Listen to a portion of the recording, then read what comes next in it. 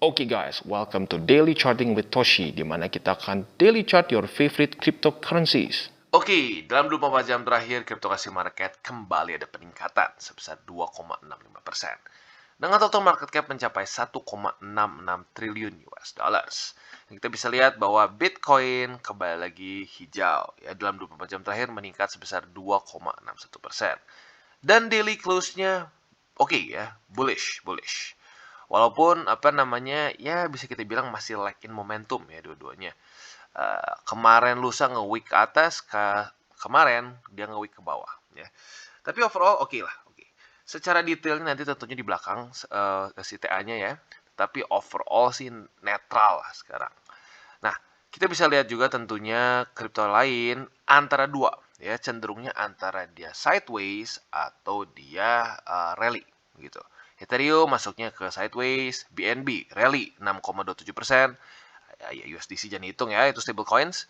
Cardano naik 1,55 ya lumayan rally lah walaupun nggak terlalu besar. XRP cenderung ya sideways, Solana naik 3,7 dan seterusnya.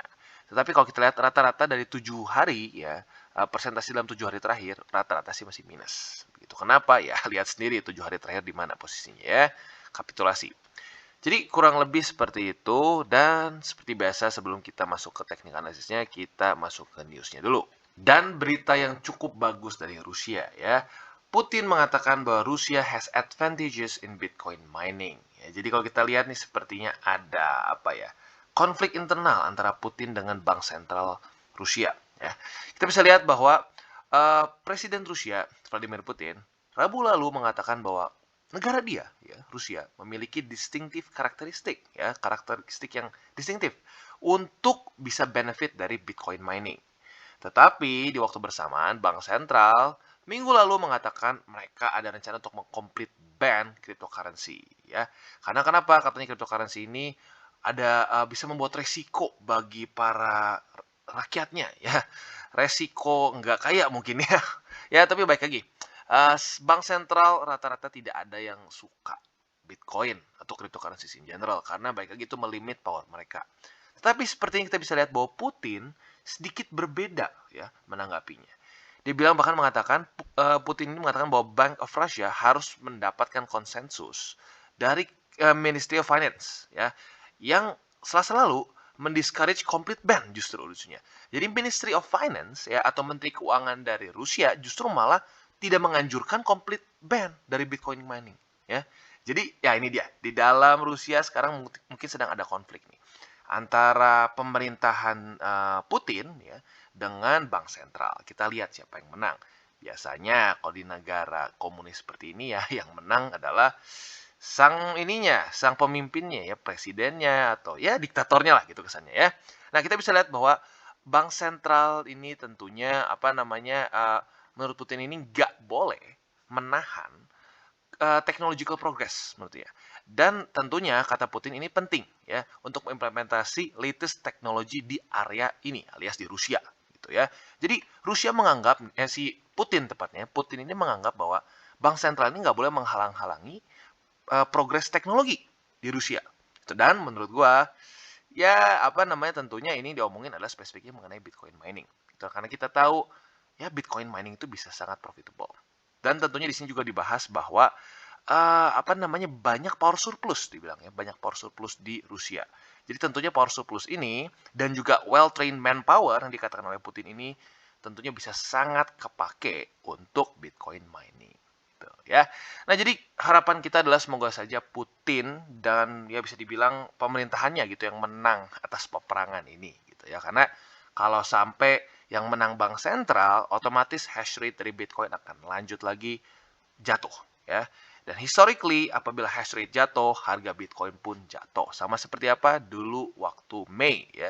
Kenapa Mei kita sell off ya, terjadi mini bear market? Karena basically China nge-ban mining crypto dan China waktu itu adalah pemegang hash rate terbesar di dunia. Otomatis setelah hash rate jatuh, harga Bitcoin pun jatuh. Kenapa seperti itu? Memang berkorelasi sejak dulu ya. Nah, jadi kita berdoa supaya Putin menang di dalam peperangan internal di Rusia ini ya. Oke, dan kita balik lagi ke Bitcoin. Dimana kita bisa lihat Bitcoin sekarang dibilang bullish nggak terlalu juga, dibilang bearish juga enggak. Itu masuknya lebih ke sideways dengan sedikit dengan sedikit bias ke bullish begitu. Jadi karena kita bisa lihat ya momentumnya basically dalam seminggu terakhir ya naiknya tipis-tipis dan banyaknya wick ya. Dan uniknya wicknya juga adil nih. Yang ke bawah ada, yang ke atas ada. Alias sellers dan buyers ini benar-benar lagi perang, lagi adu mekanik nih katanya ya. Jadi ya balik lagi. For now anything could happen ya. Tapi ya baik lagi, mungkin saja kalau dengan berita seperti misalnya kan Putin mengizinkan Bitcoin mining gitu ya, secara legal, ada jelasnya, ada regulasi dan lain-lain. Mungkin saja, ya mungkin saja dengan berita seperti itu Bitcoin punya momentum untuk kembali lagi ke atas.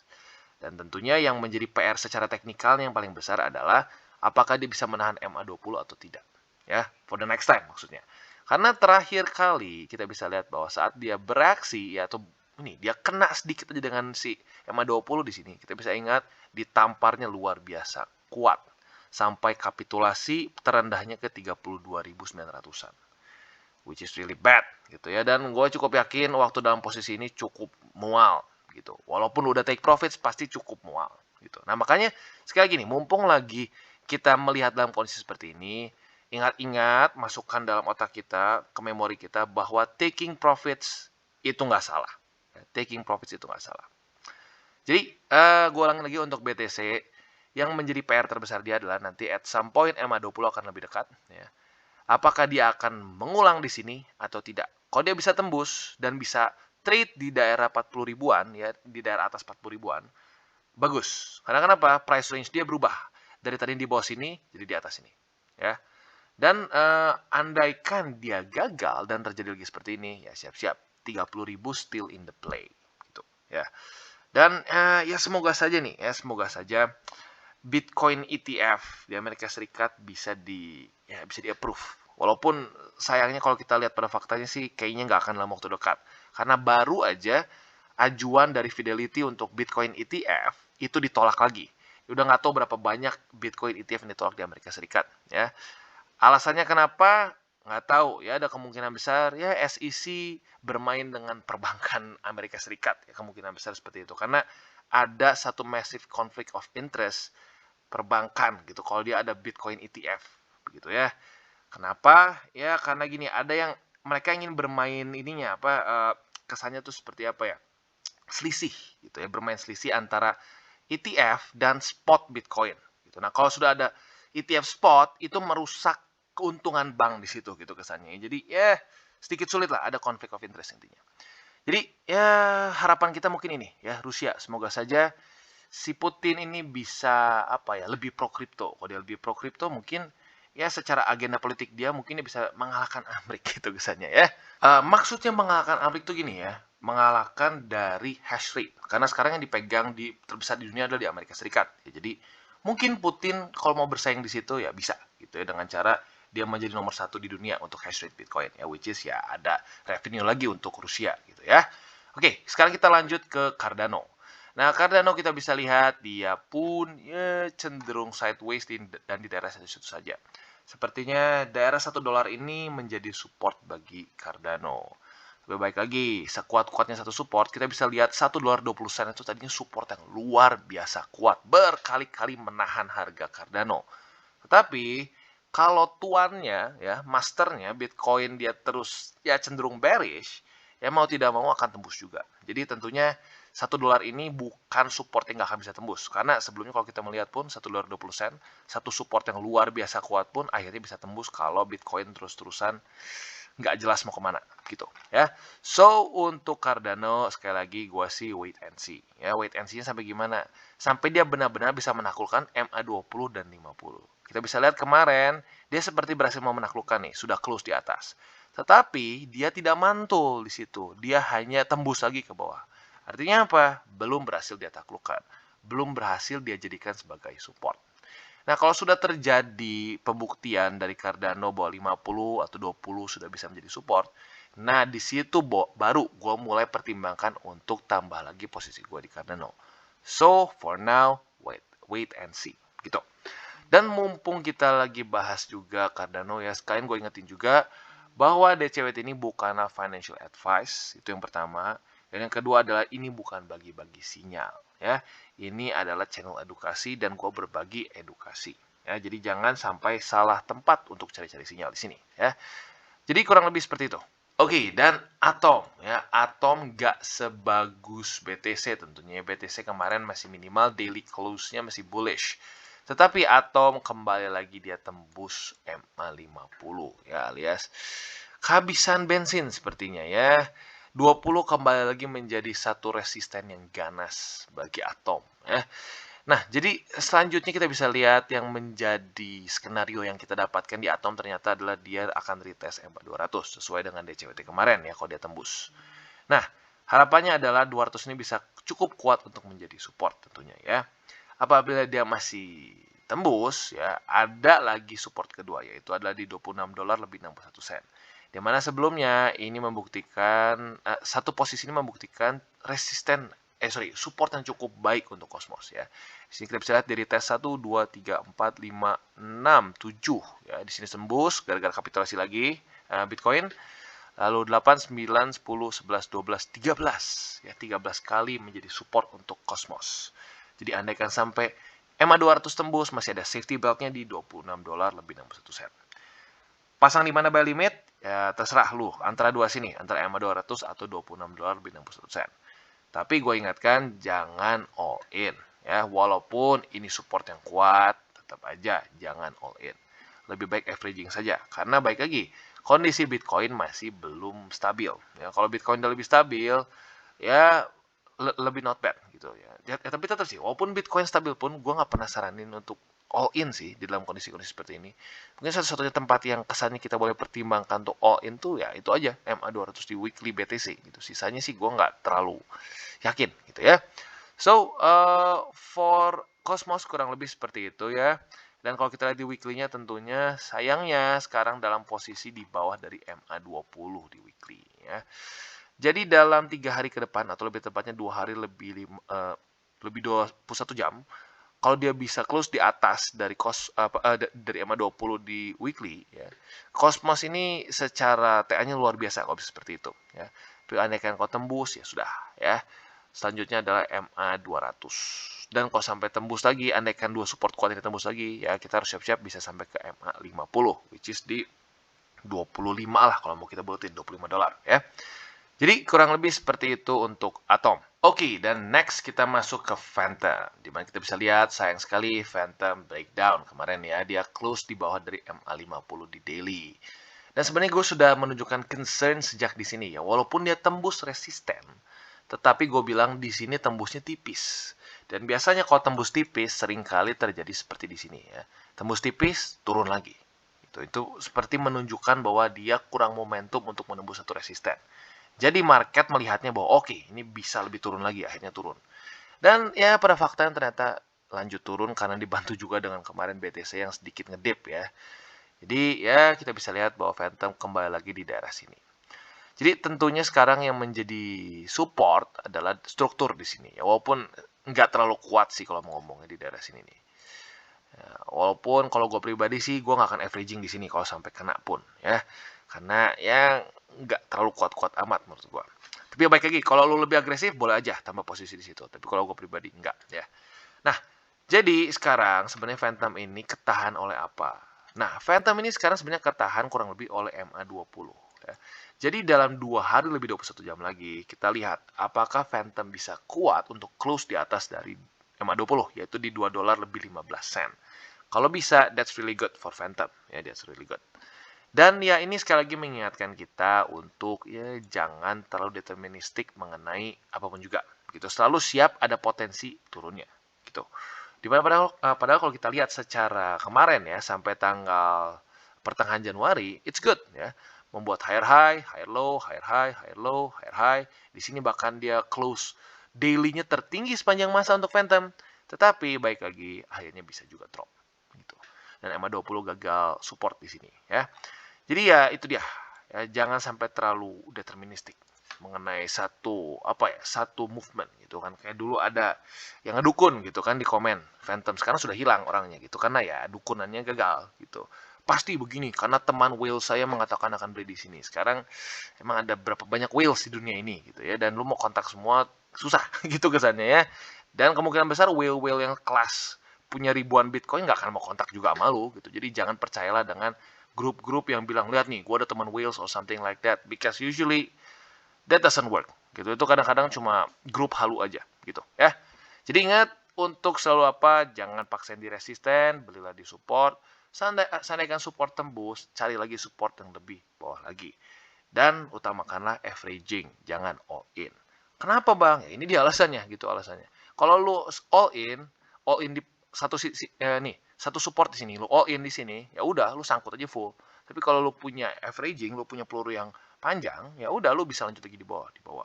Terus mungkin ada yang bilang, wah bang, tapi gue nggak banyak duitnya. Ya udah, berarti pelurunya dibagi-bagiin lebih kecil gitu loh. Lu nggak harus setiap posisi masuk jutaan. Lu boleh satu posisi masuk ratusan ribu pun nggak apa-apa gitu. Bahkan kesannya masuk puluhan ribu pun nggak apa-apa dibandingin lu paksain semua uang lu gitu ya, semua uang dingin lu dihajar di satu posisi. Yang menurut gue itu lebih nggak bijak, apalagi dalam kondisi market yang sekarang gitu ya, belum daerah yang oversold ekstrim gitu ya. Ya itu nantilah mungkin gue bikin lagi satu video di mana sih tempat-tempat yang mungkin lo boleh masuk posisi lebih besar ya. Jadi untuk Phantom kurang lebih seperti itu. Oke, dan Luna is not looking too good secara TA for now ya. Karena kembali lagi sudah 4 hari dia merah, candlesnya semua merah ya. Dan apa namanya, kita bisa lihat sekarang main support dia di MA20 di weekly. Jadi dalam 2 hari lagi, atau ya lebih tepatnya 3 hari lah, 3 hari lagi, semoga saja dia bisa close di atas dari MA20 gitu. Jadi for Luna gitu ya, ya kurang lebih seperti itu. Ya, walaupun ya, berita bagusnya apa? Luna masih ada MA200 di sini ya.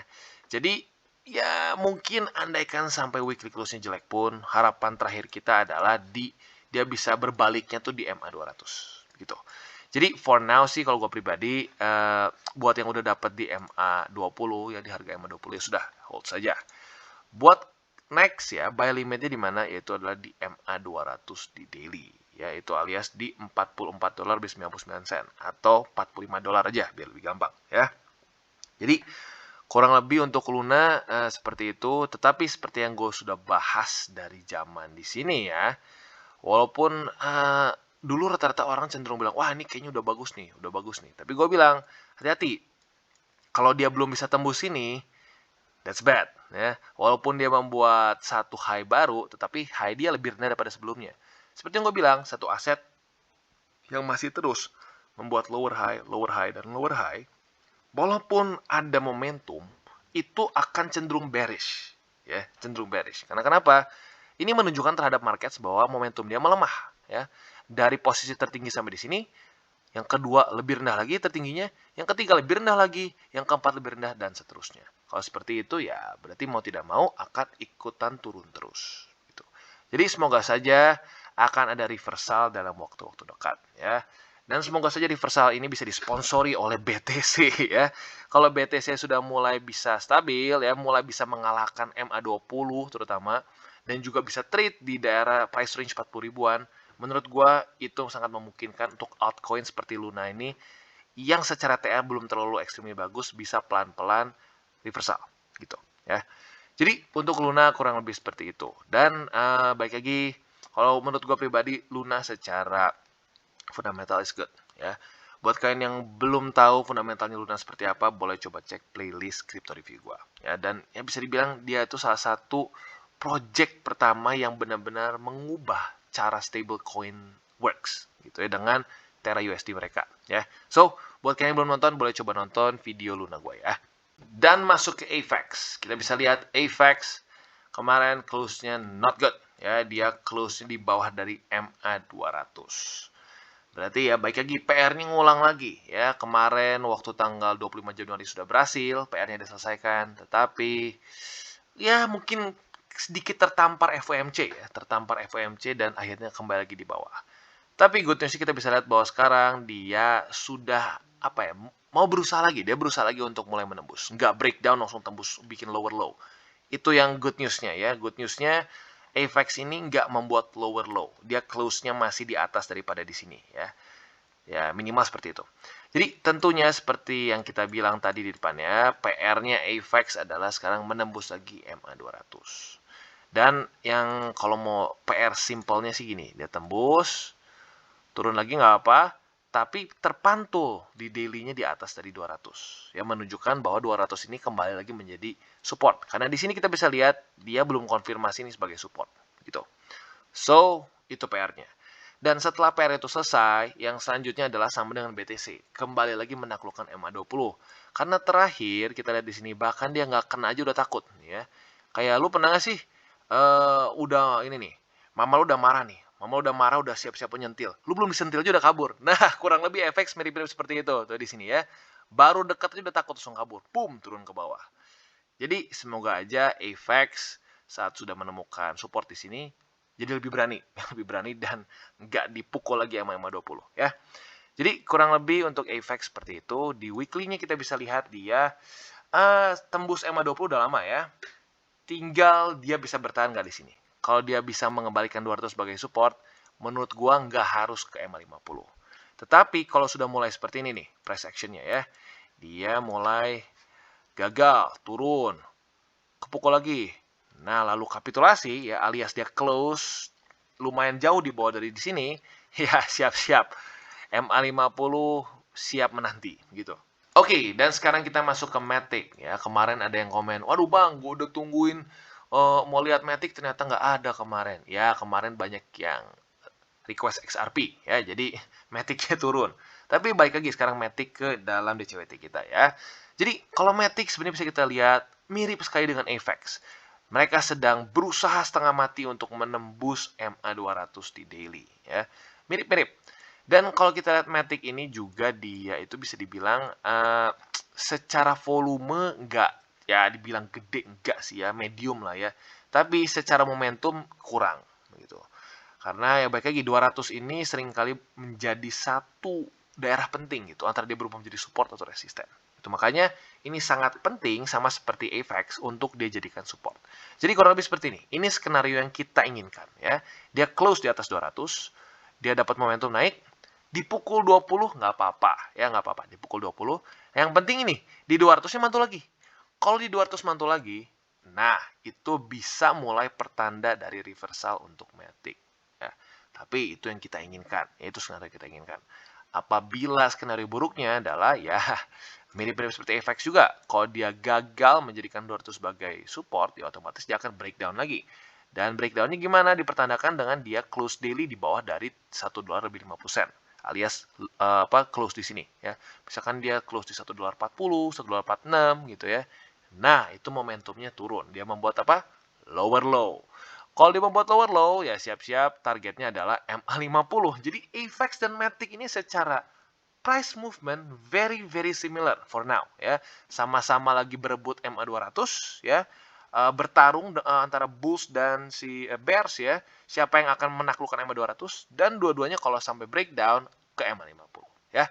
Jadi kurang lebih seperti itu untuk Matic ya. Jadi kalian sekarang sedang apa ya? Sedang perjuangannya mirip sekali dengan AVAX kurang lebih. Oke guys, sekian dari segmen Daily Charting with Toshi. Apabila segmen ini bermanfaat, boleh share dengan teman-teman dan jangan lupa untuk like, subscribe, klik the bell icon, dan see you on the next videos.